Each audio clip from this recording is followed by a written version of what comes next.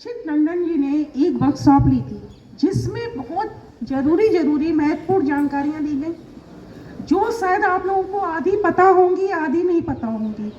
तो हमारी कुछ बहनें आपके सामने वो सारी जानकारी रख रही हैं। कृपया ध्यान से सुने और ध्यान दें कि हमारे साथ क्या क्या हो सकता है और क्या क्या हो रहा है, हम अपनी सुरक्षा किस तरह कर सकते हैं।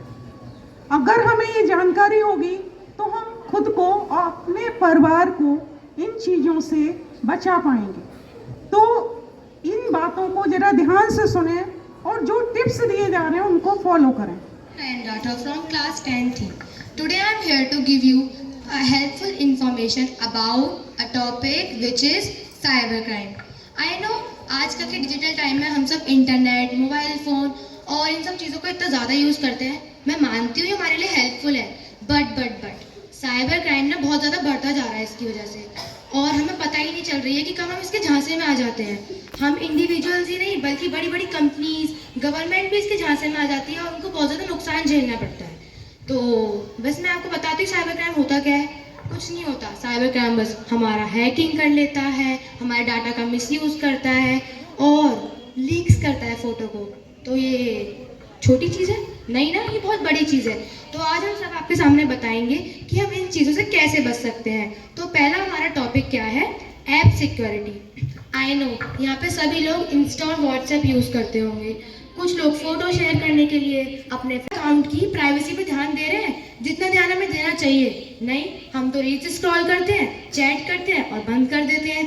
बट जो हमारा मेन अकाउंट है जिससे हम बात कर रहे हैं, उसकी सेफ्टी के बारे में तो हम भूल ही गए हैं, हमें पता ही नहीं है। हम अच्छे पासवर्ड बनाते हैं, जैसे बहुत स्ट्रॉन्ग, जैसे कि देखो बर्थडे डेट, कितना टफ पासवर्ड है ना, कोई खोल ही नहीं पाएगा। मेरा तो सबसे स्ट्रॉन्ग है। क्या जोर है? से बोलो, जय माता दी। अरे वाह, माता जी बचा लेंगी इनके अकाउंट को, पक्का बचाएंगी माता जी। मेरा पासवर्ड तो इससे भी स्ट्रॉन्ग है, गाड़ी का नंबर। अरे वाह, गाड़ी का नंबर MG रोड पे पीछे का भी दिखता है, आगे का भी दिखता है। बहुत स्ट्रॉन्ग है। अरे मेरा सरनेम है। मजा आ गया। इनका आई कार्ड मत छूना, कोई भी सरनेम लिखा हुआ है उस पर। और पता है मेरा पासवर्ड क्या है, 1 2 3 4 5। सबसे टफ है मेरा, पता है कभी कोई खोल ही नहीं पाएगा, इतना टफ है। पता है किसको आती है 1 2 3 4, किसको आती है?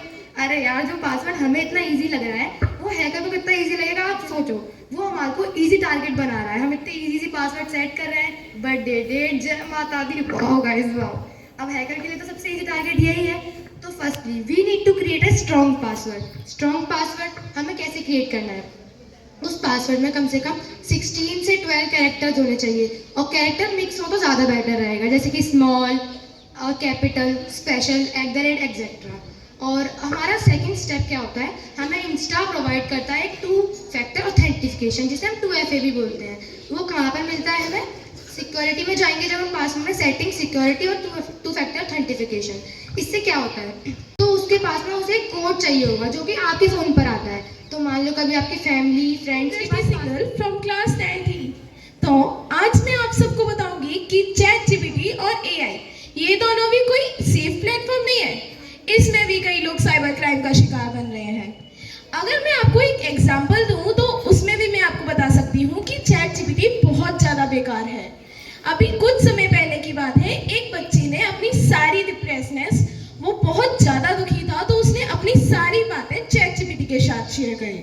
उसने उसे दिया कि आप सुसाइड करो, और उस बच्चे ने फाइनली सुसाइड किया। और पता है ChatGPT ना उस लैंग्वेज में लिखा कि उसे सुसाइड करना पड़ा। उसने 2000 बार सुसाइड वर्ड का यूज किया था। तो इस तरीके से हमें ये तो पता चला कि हम लोग ChatGPT को भी कोई शेयर अच्छा प्लेटफॉर्म नहीं मान सकते, वो भी साइबर क्राइम कर रहा है। इनफैक्ट अभी हम लोगों ने कुछ समय पहले नैनो बनाना इमेज बनाई थी, गिबली इमेज बनाई थी, रेट्रो इमेज बनाई थी। तो उसमें भी आप लोगों ने सोचा जब कोई हमारे कपड़े चेंज कर सकता है तो उसे ज़्यादा देर नहीं लगेगी हमारे कपड़े रिमूव करने में। अब आप लोग सोच रहे होंगे कि ये तो हम लोगों ने करके देखा था, कपड़े रिमूव तो नहीं हुए। तो ये सब चीज़ें भी तो हैकिंग की हैं, हम लोग भी तो कर सकते हैं। जो हमारे अकाउंट को हैक कर सकता है वो हमारी इमेज को कैसे नहीं कर पाएगा। तो इसलिए मैं आप सबको बताना चाहूँगी कि ChatGPT के साथ कुछ ही बातें शेयर करें और टेम्परेरी चैट पे करें। My name is Radhika. Radhika Verma from class 10th D। आज मैं आप सभी के सामने कुछ वेबसाइट्स बताने वाली हूँ जिनसे आप साइबर क्राइम से बच सकते हैं। पहली वेबसाइट है sancharsati.government.in। इस वेबसाइट पर क्या है, आपको एक अपने मोबाइल का IME नंबर प्रोवाइड होता है। इस नंबर से क्या है, अगर आपका फ़ोन कभी चोरी होता है या फिर खो जाता है तो जैसे जिसने चोरी किया है वो स्विच ऑफ कर देता है फ़ोन्स को, पर IME नंबर को आप इस वेबसाइट पर डाल करके अपने फ़ोन को ट्रेस कर सकते हैं स्विच ऑफ होने के बावजूद भी। सेकंड वेबसाइट है virustotal.com। जैसे कि हमारी टीचर्स और हमें मतलब हमारे ब्रदर सिस्टर भी बताते हैं कि अननोन लिंक्स को क्लिक नहीं करना चाहिए, AP के फाइल्स को ओपन नहीं करना चाहिए। Good morning all of you. Myself Ritika Yadav from 10D. Today I am standing in front of you to tell you some real cases. तो जैसा कि मैंने आपको बताया, मैं आपको आज कुछ रियल केसेस बताऊंगी साइबर क्राइम से रिलेटेड, जो कि हमें डॉक्टर रक्षित टंडन जी ने बताए थे। तो अब मुझे ये बताओ, यहाँ पे इंस्टाग्राम कौन कौन चलाता है? बस इतने कम, सारे चलाते हैं इंस्टाग्राम, झूठ बोल रहे हो सारे।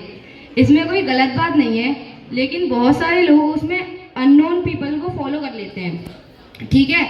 अब इसी का एक केस है गाज़ियाबाद में। एक लड़की थी, उसके पेरेंट्स भी स्ट्रिक्ट थे और उसका कोई फ्रेंड भी नहीं था। तो उसने सोचा अब मैं इंस्टाग्राम पे नए फ्रेंड बनाऊंगी और उनसे अपनी बातें शेयर करूंगी, ठीक है। अब उसने एक लड़के से चैटिंग शुरू की, कुछ दिन बाद उनकी बातें होती रहीं, फिर उस लड़के ने बोला कि हम मिलते हैं। तो वो लोग मिले। लड़का उस जगह पर पहले से ही आ गया था और उसने उसकी कॉफ़ी में एनेस्थीसिया मिला दिया, जिससे हम लोग बेहोश होते हैं, वो वाली दवा। तो वो लड़की आई, उसने कॉफ़ी पी तो बेहोश हो गई। उसके बाद वो लड़का अपने और दोस्तों को लाया और फिर उस लड़की के गलत फ़ोटो लिए, न्यूड फोटोज़। फिर उसके बाद धीरे धीरे वो उस लड़की को ब्लैकमेल करने लगा, जिसके कारण उस लड़की ने सुसाइड कर लिया। तो देखिए कि एक छोटी सी गलती ने उसको कितना, मतलब उसकी छोटी सी गलती उसे कितनी भारी पड़ गई। और जैसे कि हमें उन्होंने बताया था कि स्क्रीन टाइम सबका 3-4 घंटे से तो ज़्यादा ही होगा, किसी का 8 घंटे 7 घंटे, ये बहुत ज़्यादा है। ये हमारी मेंटल हेल्थ पर बहुत प्रेशर देता है। मिनिमम आपका स्क्रीन टाइम 1 घंटे होना चाहिए।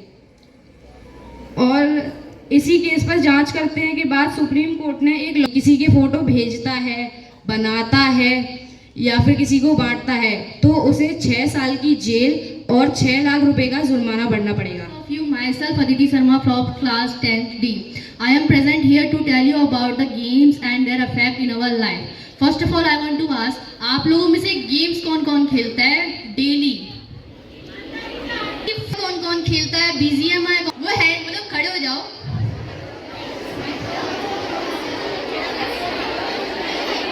फ्री फायर कौन कौन खेलता है? कोई एक इंसान खड़े हो।